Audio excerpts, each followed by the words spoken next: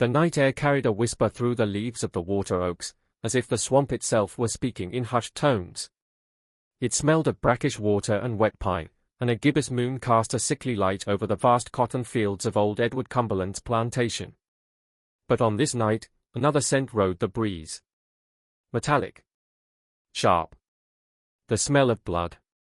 12-year-old Jesse pressed himself against the rough bark of a live oak, his spine a rod of frozen fear. The thudding of his heart was a drum in his ears, nearly drowning out the soft, terrible sounds coming from the clearing just beyond the tree line. Not screams. He knew screams. This was something else. A wet, guttural pleading. Then silence. He squeezed his eyes shut, his fist closing tighter around the small, smooth piece of elephant tusk he had carried for 4 years. His mother's gift.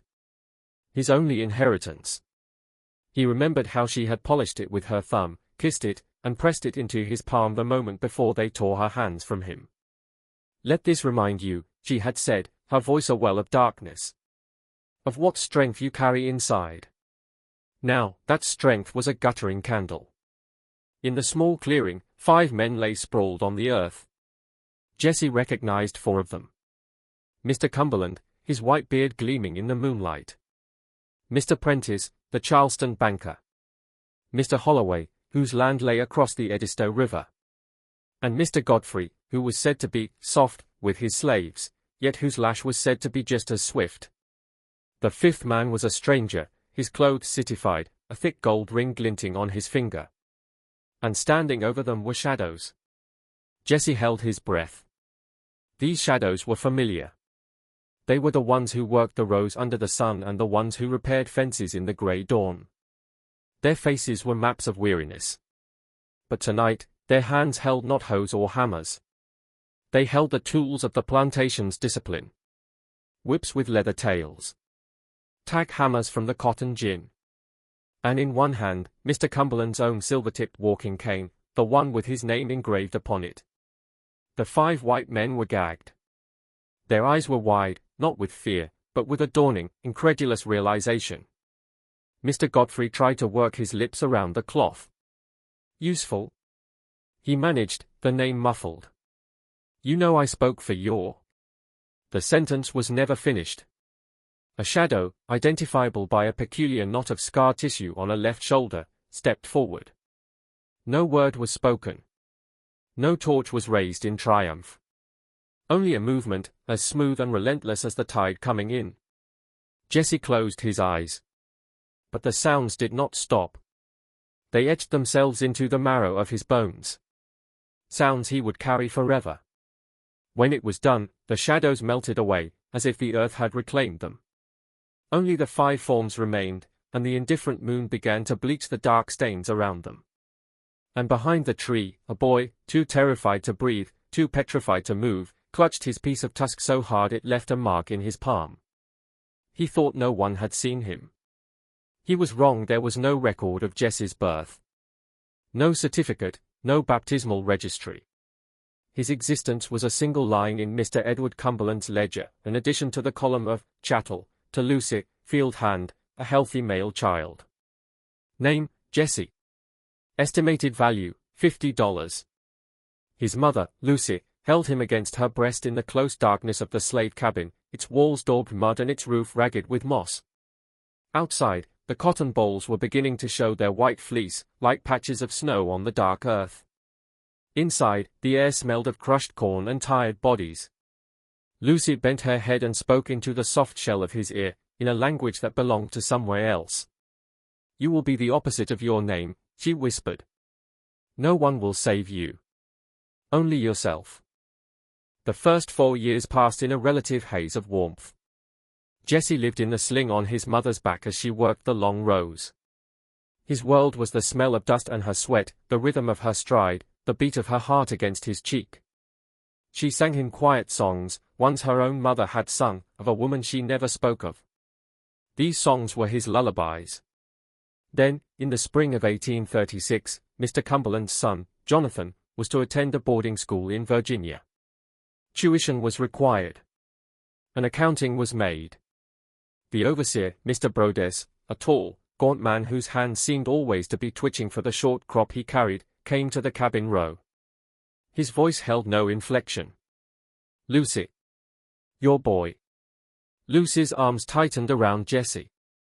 Her fingers dug into his flesh. "He's only 4, she said, her voice not pleading, but stating a fact. "Mr. Cumberland wants him at the Prentice house in Charleston.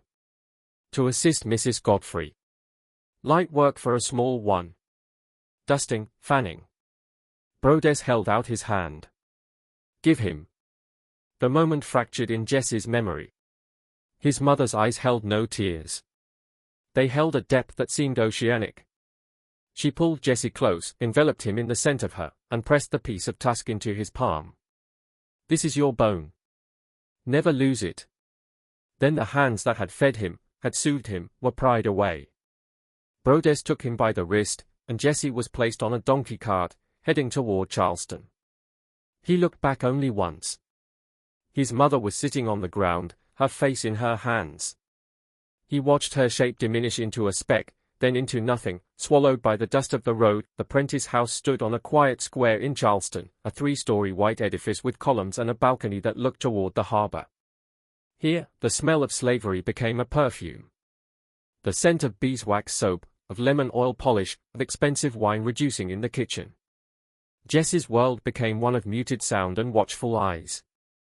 His duty was to attend to Mrs. Godfrey, Mrs. Prentice's ailing sister.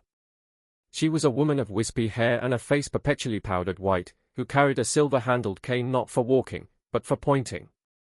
She was frail, but her tongue was a lash. "Boy, rub my feet," she would command from her chaise lounge. Gently. "You are not breaking kindling." Jessie was silent. He made silence his fortress. He spoke only when directly addressed, and then in the fewest words possible. His eyes remained downcast. He learned to polish the heart pine floors until they gleamed like dark water, to buff the window glass until it seemed to disappear, to press linen until it was sharp enough to cut. His silence was noted. Some days, Mrs. Godfrey would needle him. "Are you deaf? Are you dumb?" she would prick. When no answer was satisfactory, she would tap his shin with her cane. Silence is insolence, you know. But Jessie's silence was not merely defense. It was observation. He learned that when people thought you were not listening, they said everything. He heard the secrets of the Prentice household. The murmurs about debts. The worried talk of politics from the north. And the things masters said about slaves when they thought only themselves were present. "Godfrey is a weak link," Mr. Prentice said to his wife over dinner one night, as Jessie stood motionless by the sideboard. "He thinks kindness breeds loyalty. A fool. It only breeds carelessness." "Edward's overseer, Brodess, is too harsh," Mrs. Prentice countered. "It breeds only hate." "Hate must be managed by fear," Mr. Prentice said, sipping his claret. "That is what keeps them in check." Jessie continued clearing the plates, his hands moving with efficient grace, his mind storing each wood like a treasure in a secret room. He kept his piece of tusk hidden in a crack in the wall behind his pallet, where he could look at it each night. It was his proof of reality. Proof he belonged to something else. That he was not just a thing that could be owned. In 1840, when Jessie was 8, Mrs. Godfrey succumbed to a lung fever. Upon her death, Jessie was sent back to Cumberland Plantation. He returned on a donkey cart, just as he had left, but he was not the same boy. His eyes were 4 years older, filled with the quiet knowledge of parlors and silver and whispered conversations. The plantation had changed. Mr. Cumberland had grown older, more of the management ceded to Brodess. The demand for cotton was ceaseless, and the pressure was a constant weight. Jessie was to be a field hand. His mother, Lucy, was still alive, but age and labor had carved deep channels in her. Her back had a permanent stoop, and the oceanic depth in her eyes had receded into a flat, dry plain. When she saw her son, her face showed nothing. Only a glance, sharp and assessing, then she turned back to her work. The first weeks were an agony. Jessie's body, trained for the delicate tasks of a house servant, was not made for the sun-baked torture of the cotton rows. His fingers bled, his back screamed. The other children, born to the field, laughed at his clumsiness. But Jesse learned endurance. He made his silence a weapon. He picked the white balls into his sack with a methodical, almost ritualistic precision that unnerved others. He took the lash when his quota was not met. Brodess was particularly hard on him. "The city made you soft," he would say, the leather singing through the air. "We will harden you again." Every night, as the others in the cabin groaned themselves into exhausted sleep, Jesse lay awake. He would hold his piece of tusk and look across at his mother, who slept on a pallet a few feet away. He could not find the words to bridge the silence that had grown between them. Then, one day, he saw something. His mother, always the first to rise and the last to sleep, was standing at the edge of a fallow field. Her hands were spread, palms down, as if pressing something into the earth. She was not singing. She was speaking. Jesse crept closer to hear. "What is in the bone, remember. What is in the blood, do not forget. We were here before this earth was claimed, and we will be here when it is all dust." It was not a prayer. It was an oath. That night, Jesse finally found his voice. "What were you saying?" "In the field?" Lucy looked at him, and for a moment, the depth returned to her eyes. She was seeing not her son, but what he might become. "Your bone," she said, nodding to the tusk in his hand. "It is not just ivory. It is memory. Of our people. From across the water. From before." And then, in the space of a single night, she poured into him everything she knew. The stories her own mother had told. Of a land where people were free. Of a language that was no longer spoken aloud. And of a way they had of speaking to each other, not with words, but with looks, with the tilt of a head, with songs that carried secret meanings. "Our strength is in our silence," Lucy said. "In our memory. We see everything. We remember everything." From that day, Jesse began to watch. Truly watch. He saw how the enslaved communicated with a glance when the overseer's back was turned. How they sang a certain song when a warning needed to be passed. How beneath the mask of weary compliance, a current of knowing ran deep. And he watched Brodess. Not just his cruelty, but his fear. Fear that if he lost control, the masters would turn on him as readily as he turned on them. He watched Mr. Cumberland, a man grown old and lonely under the weight of his own wealth, isolated in his big house. And Jesse learned one more thing. Writing. In the Prentice house, he had secretly watched the Prentice children form their letters. He had memorized the shapes. Now, in the dirt between cotton rows, he would trace those shapes with a stick. One night, his mother saw him. Lucy said nothing. She merely picked up a broken piece of wood and drew a shape in the dirt. It was not an English letter. It was a symbol, circular, like a snake swallowing its tail. "This is ours," she said. "Our people's. It is the mark of freedom." By 1842, the air on the plantation had changed. Cotton prices were fluctuating. Abolitionist talk from the North grew louder.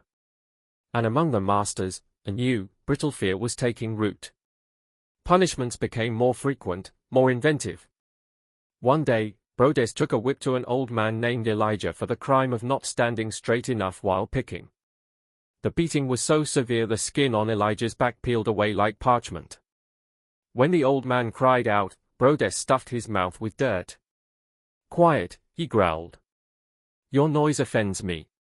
Jesse watched, and something inside him solidified. His silence, once a refuge, now felt like a cage. Later that year, his mother fell ill. A cough that would not loosen its grip. She grew thinner, paler, but was granted no reprieve from work. One morning, when she could not rise, Brodess came. "Sickness is no excuse from labor," he said, and dragged her out into the dawn. Jesse watched as his mother, with her last reserves of strength, straightened her spine. She did not look at Brodess. She looked at her son. And with her eyes, she sent a message. "It is not over. We are not over." After Lucy died, something in Jesse died with her. But something else was born. a coldness, a resolve. He was no longer just an observer. He was now a cataloguer. He began to listen more carefully to the hushed conversations between the other enslaved people. He learned who could be trusted and who was broken. He saw that there was a network, an underground river of information and sometimes, of people, that moved through the plantations. And he gained access to the big house. His silence and his skill with cleaning saw him occasionally called inside to help with larger tasks. There, he saw papers, letters, legal documents, lists of assets to be sold. One day, he saw a letter from Mr. Cumberland to Mr. Godfrey. Our position is precarious. The northern agitators seek to dismantle our system. We must take firmer measures to protect our property. We will discuss it at the meeting next month. A meeting. Jesse stored the word away. The summer of 1844 was a brutal one. The heat lay on the land like a physical weight. The air was still, heavy with the promise of storms that never came. A restlessness moved through the slave quarters. Whispers of a big sale. Of families to be broken up.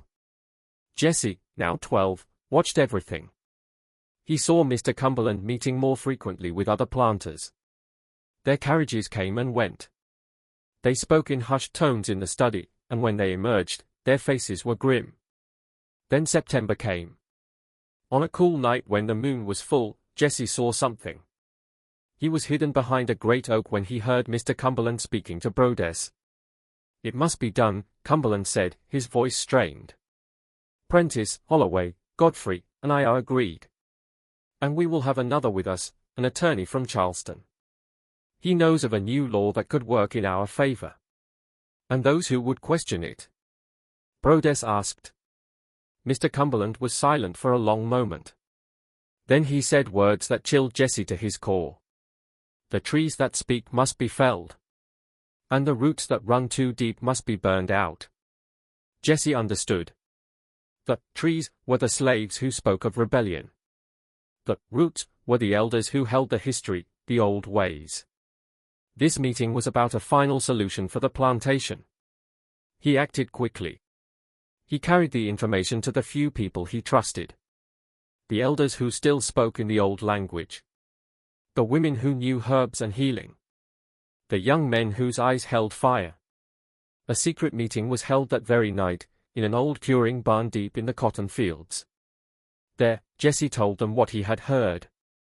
An elder named Samuel, a man of 60 years with eyes that had seen everything, nodded slowly. The time has come, he said, his voice like gravel. We have waited. We have watched. Now, we act. But they will have guns, a young man named Malcolm said. What do we have? We have what we have always had, Samuel replied. Surprise. And resolve. A plan was formed. The meeting was to be on the next full moon night, as Mr. Cumberland had indicated. The location was the usual place, a small clearing amidst the old water oaks, near the property's edge. Jesse was given a specific role. Because of his age and his silence, he was to be the watcher. To observe from hiding, to signal if any unexpected danger approached. Your mother taught you how to see, Samuel said, placing a gnarled hand on his shoulder. Now show us you have learned. The full moon was a white eye in the sky. Jesse was positioned behind the thick trunk of an oak, as instructed. His heart was a trapped bird in his chest. He watched as the 5 white men arrived on horseback. They were talking, their voices full of the assurance of men who owned the world. This law will be most beneficial, the stranger, the attorney, was saying, his ring flashing. It will allow us to sell off those who are unsuitable, without legal complication. We can purify our stock. And the talk of insurrection? Mr. Holloway asked.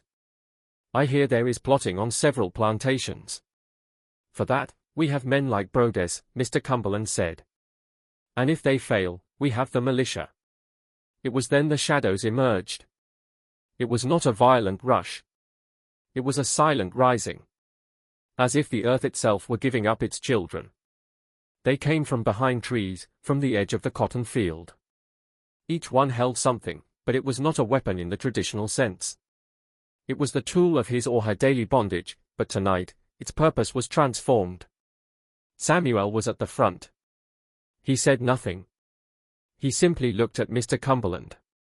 Mr. Godfrey pulled back on his horse's reins. Useful? I know you.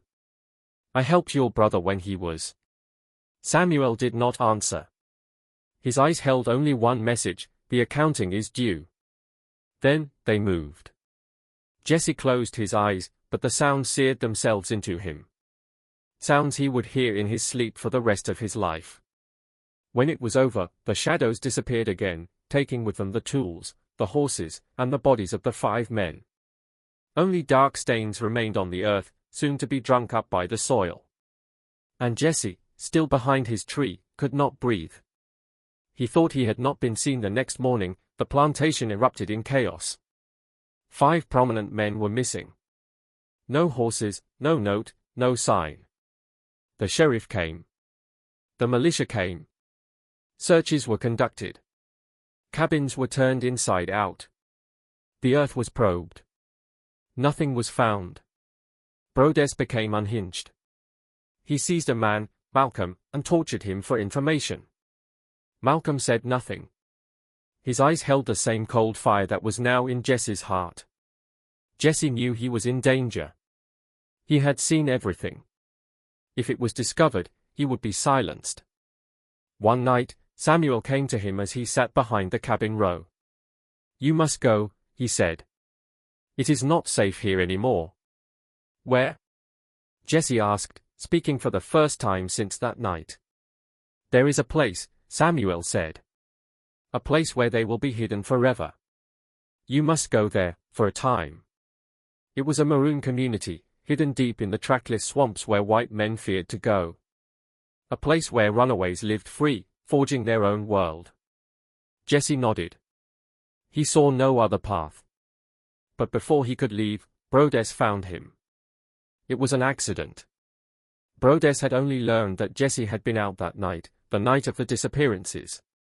Suspicion was enough. What did you see? Brodess demanded, dragging him into an empty smokehouse. Nothing, Jesse said, his voice eerily calm.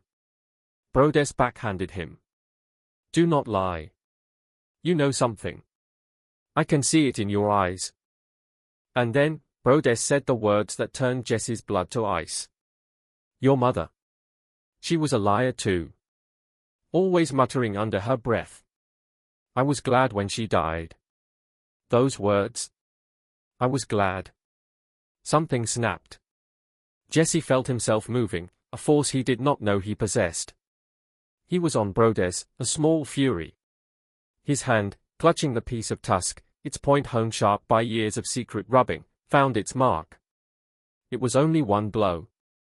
A deep, swift puncture just below Brodess's ear. The overseer gasped, a sound of pure surprise, and crumpled. His eyes were wide with the shock of it. Jesse stood over him, his hand slick with blood, breathing as if he had run for miles. He looked at the tusk in his hand, now stained a dark red. Samuel and others came in. They saw the scene. Now you must go indeed, Samuel said, his voice holding no judgment. You must go where you cannot be found. They hid Brodess's body, dumping it into an old, dried-up well. And Jesse disappeared. The Charleston papers called it the Charleston Conundrum. 5 upstanding citizens vanished into thin air. No ransom, no bodies, no clues. It became a mystery that was never solved. On the plantation, new owners came. New overseers. Life, in its miserable rhythm, went on. Brodess was said to have run off with stolen money. No one ever considered that a 12-year-old boy might have been his end. And Jesse? He vanished into the swamps. He reached the maroon community, where he was received not as a child, but as one who had seen the other side of the world.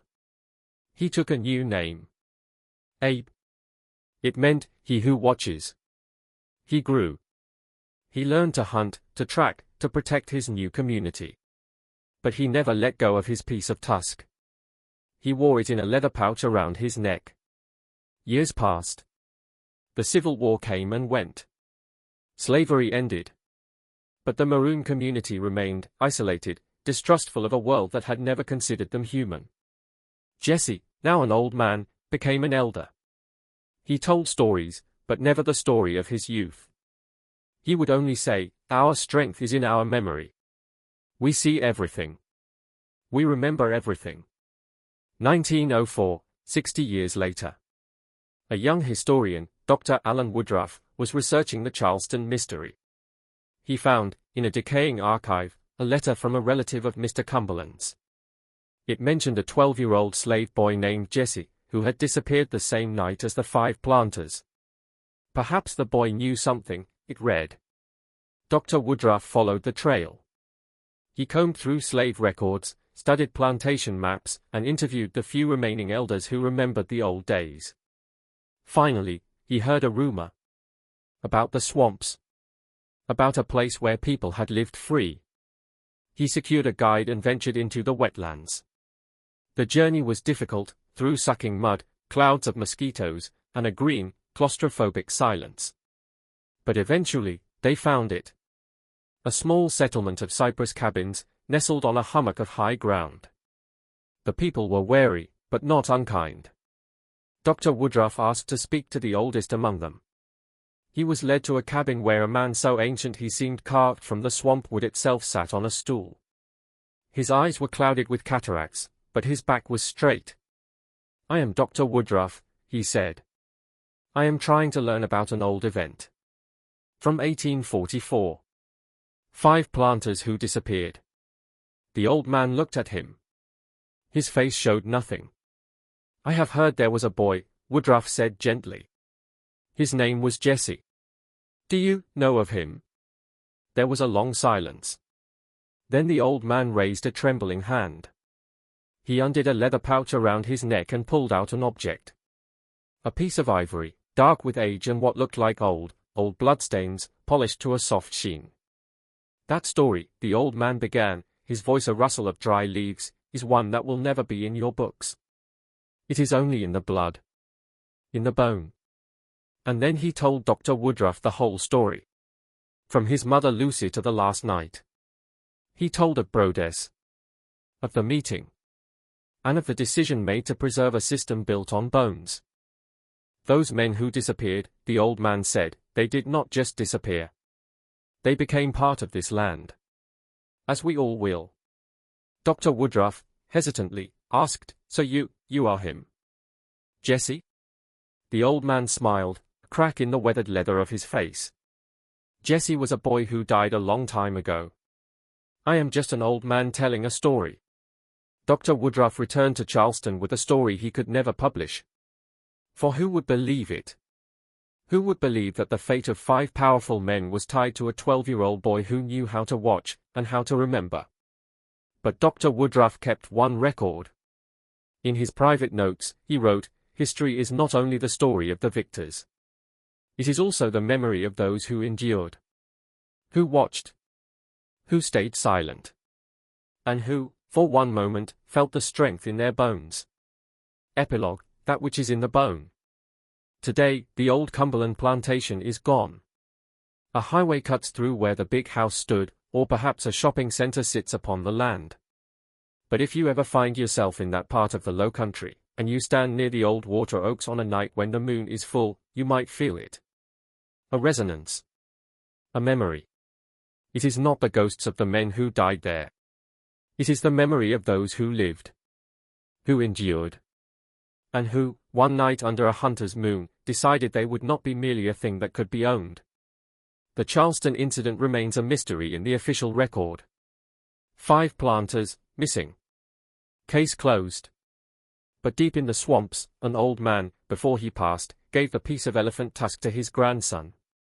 And he told him the same thing his mother had told him. "This is your bone. Never lose it."